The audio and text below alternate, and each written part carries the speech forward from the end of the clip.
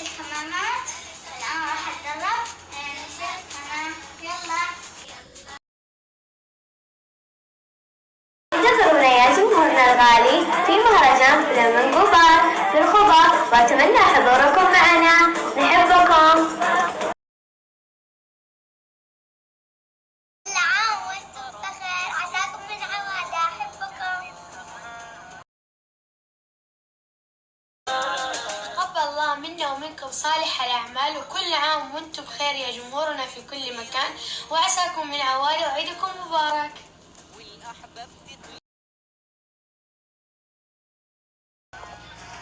كل عام وانتم بخير عائلتي وجمهوري الغالي.